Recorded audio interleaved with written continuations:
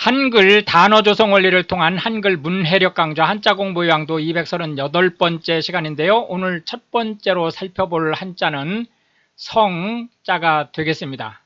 성이라고 하는 것은 패밀리 네임, 즉 가족을 나타내는 이름을 얘기하겠습니다. 하나, 둘, 셋, 넷, 다섯, 여섯, 일곱, 여덟 해서 총 8획에 해당하는 한자가 되겠습니다. 가족이 공동으로 쓰는 이름을 얘기하죠. 성씨 하면 성이라는 말을 높여 부르는 얘기입니다. 그렇기 때문에 성이나 성씨나 같은 가족 이름을 얘기한다 이렇게 보시면 되겠습니다. 성명 하면 후네임을 얘기하는 거죠. 한국 이름 이 책에는 앞에 페미어네임이 있고 뒤에 기분 네임이 주어지죠. 그래서 가족을 나타내는 성씨가 앞에 오고 뒤에 개개인의 이름이 들어옵니다.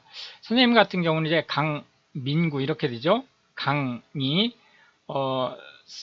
가족 이름이고 민구가 이제 주어진 이름이죠. 제 개인 이름이죠. 통성명이라고 하는 것은 이름을 주고받다 라는 말로 맨 처음 만나서 안면을 트다 또는 인사를 나누다, 첫 인사를 나누다 그런 뜻으로 쓰이고 있습니다. 성함이라고 하는 것은 성명의 높임말입니다. 그렇기 때문에 이제 아무한테 쓰는 게 아니고 자기보다 나이가 높거나 또는 지위가 높은 사람의 이름을 물어볼 때 성함이 어떻게 되시나요? 이렇게 이제 물어보게 되죠. 집성촌이라고 하는 것은 성이 같은 사람들이 주로 그 마을의 구성원이 되는 촌락을 얘기하죠. 통상 성은 고려시대 때 주로 이제 이루어졌는데요. 고구려 신라 백제 시대 때에도 성이 일부 있었습니다. 어쨌든 삼국시대든 또는 고려시대든 이 성이 정비된 것은 국가에서 일종의 그 양반 또는 국가에 기여한 바를 인정해서 공을 인정해서 성을 하사하는 형태를 띄었기 때문에 특정한 성을 쓴다라고 하는 것은 특정 지역에 산다는 말과 같은 뜻을 가졌고요. 그 특정 지역에서 나름대로 자리를 잡고 있다라는 의미를 가지고 있었습니다. 그렇기 때문에 기본적으로 성이 있다는 것은 집성촌이 있었다는 얘기와 같은 뜻을 갖습니다. 백성이라고 하는 것은 왕조시대의 국민을 얘기하는 거고요. 역성혁명이라고 하는 것은 성을 바꾸다 그런 뜻이죠. 바꾸는 혁명인 거니까 왕조를 바꾸는 사실상은 이제 반역혁명이죠. 이라고 보시면 되겠고, 동성은 가족 이름, 즉 성이 같은 사람을 뜻하고 타성은 성이 다른 사람을 뜻합니다. 각성 하면 구성원들이 각각 성이 다른 걸 얘기하는 거죠. 우리나라 즉 한국에서는 동성 중에서도 본이 같은 경우에는 법적으로 혼인을 금지하고 있습니다. 이제 그 근친 결혼 방지를 위한 목적으로 동성이면서 본이 같은 경우에는 결혼이 안 된다. 이렇게 이제 보시면 되겠습니다. 두 번째로 살펴볼 한자는 여자가 되겠는데요. 나머지라는 뜻을 가지고 있습니다. 해서 남다 라는 의미의 여자가 되겠습니다. 나머지 또는 남다 라는 의미의 여자가 되겠습니다. 둘, 셋, 넷, 다섯, 여섯, 일곱, 여덟, 아홉, 열, 열하나, 열둘, 열셋, 열넷, 열다섯, 열여섯에서 16획이 되겠는데요.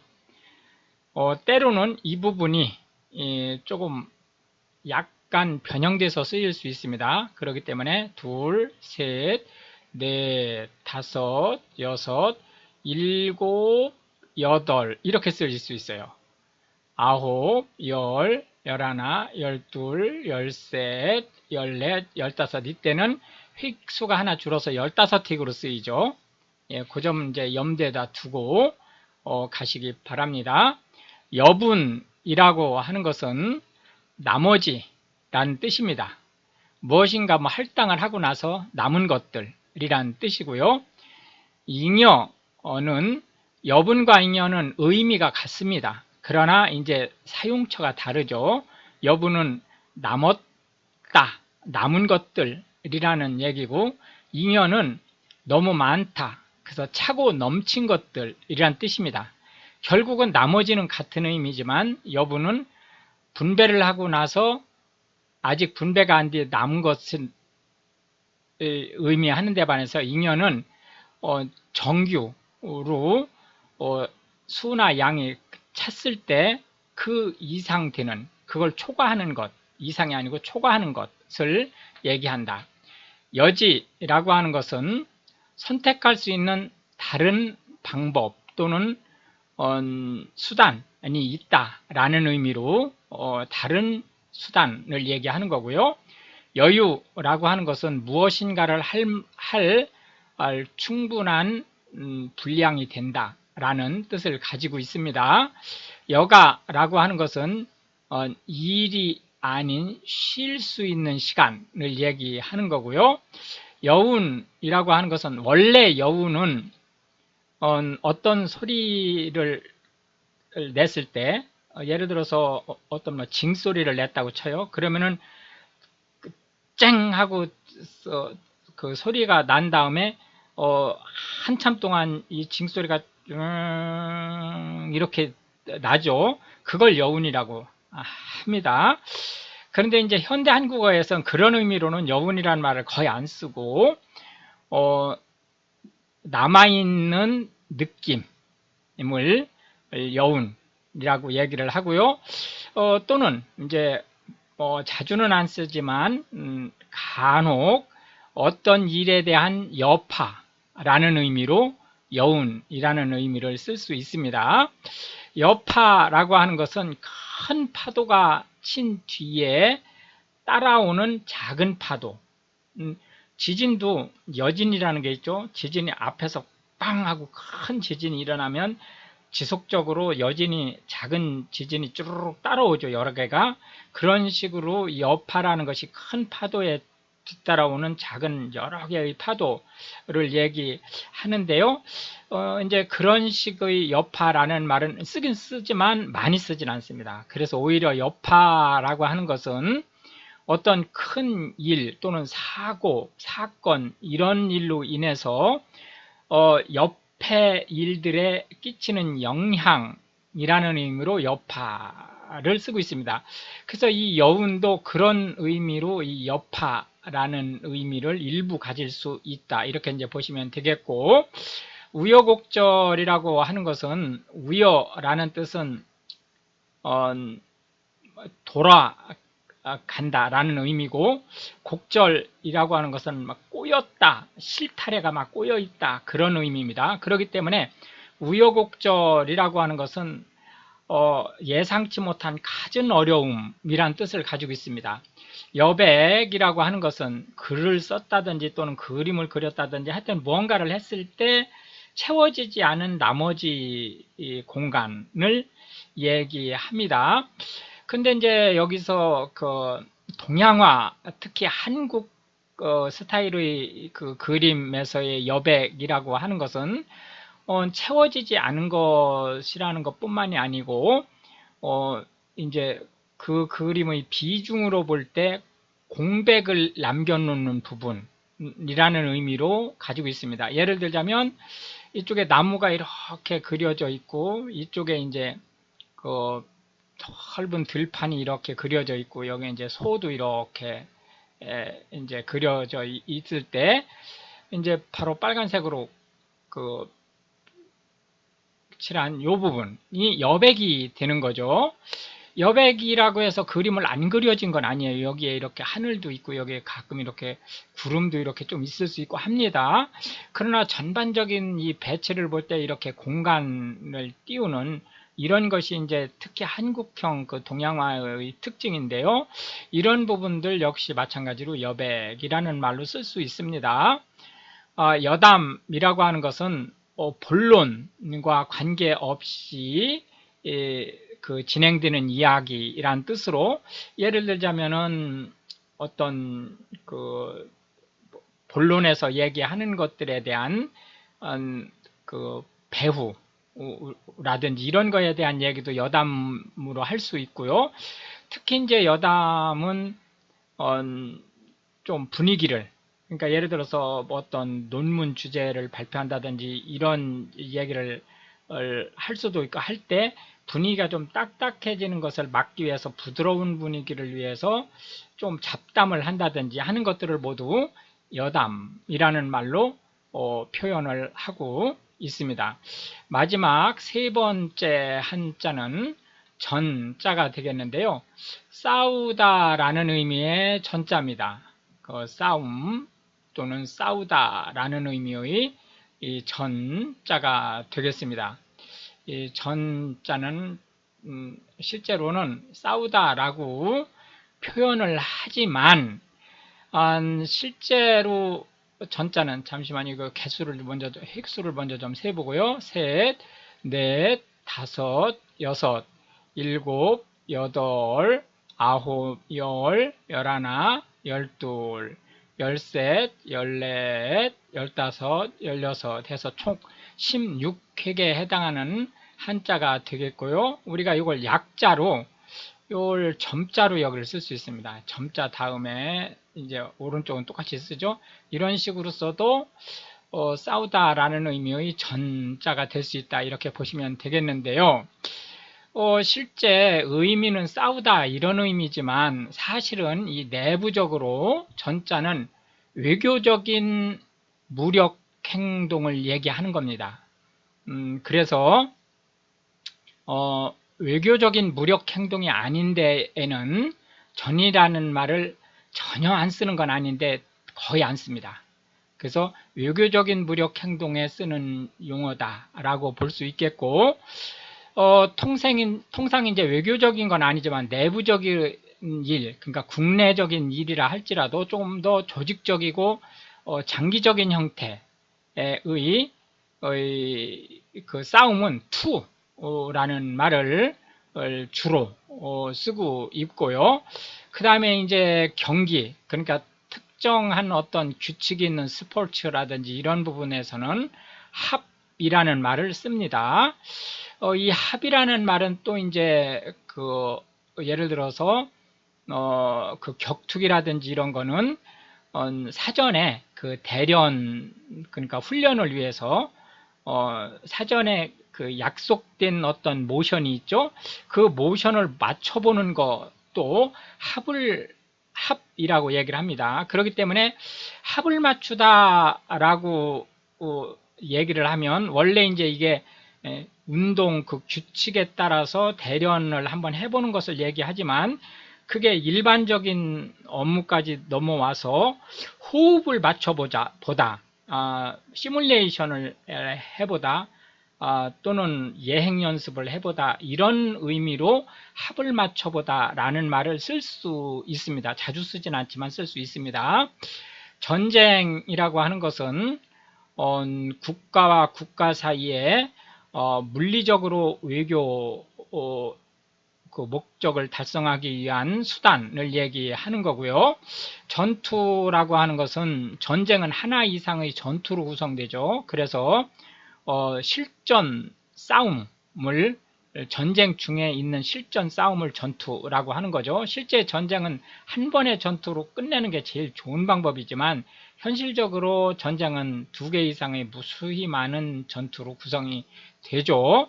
전선이라고 하는 것은 원래 전선이라는 말의 이름은 싸움터를 이렇게 선으로 쭉 연결을 해보면 이렇게 선으로 구성되죠. 이걸 전선이라고 하는 거죠. 그러나 이제 전선에 이제 보다 현대 한국어에서 쓰이고 있는 그 용어는 적과 조우해서 직접 싸움이 일어난 곳을 전선이라는 말로 쓰고 있습니다. 전략이라고 하는 것은 이 전쟁을 어떻게 치룰 것인지에 대한 거시적이고 종합적인 목표를 얘기하는 거고요.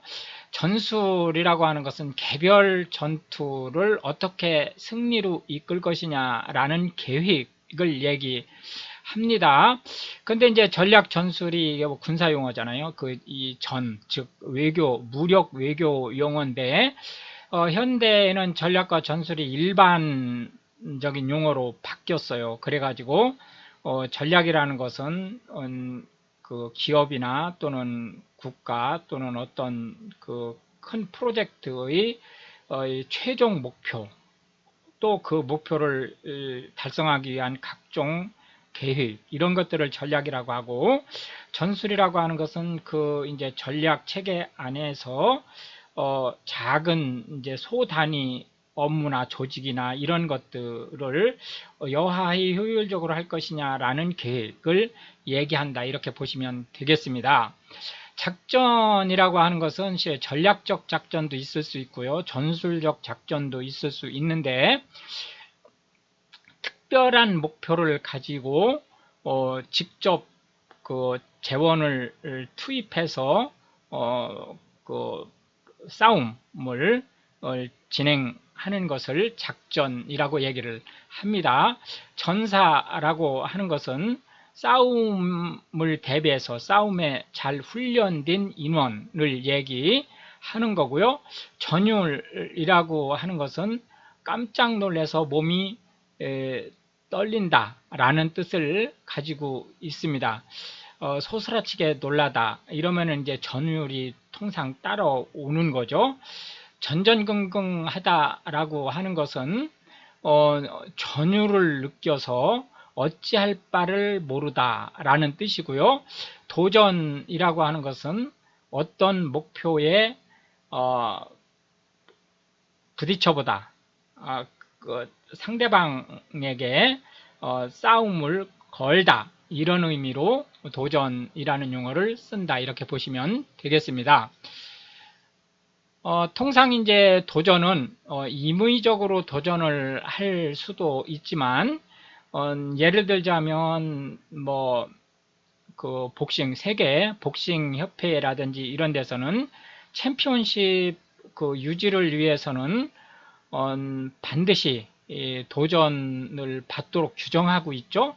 그래서 이제 예를 들자면 챔피언십 그 유지의 기본적인 틀을 새로이 챔피언이 된 사람은 그 초기 3번에 해당하는 그 전은 그러니까 싸움은 그 협회에서 그 지정한 도전자와 복싱을 해야 된다든지 나름대로의 그런 규칙들이 있죠. 그럴 때에도 도전이란 말을 쓴다 이렇게 보시면 되겠습니다. 이렇게 해서 이제 오늘도 우리는 3개의 한자와 각 한자에 대해서 현대 한국어에서 쓰이고 있는 10개씩의 단어들을 살펴보았는데요. 이것이 한글 문해력 향상에 도움이 되고 또한 외국인으로서 한국어를 배우시는 분들한테 한국어 단어가 어떤 식으로 조합이 되고 또 활용이 되는지에 대한 보다 폭넓은 이해를 전달할 수 있게 되기를 바라겠습니다. 시청해 주셔서 감사하고 우크라이나를 위해 기도해 주시면 더욱 감사하겠습니다.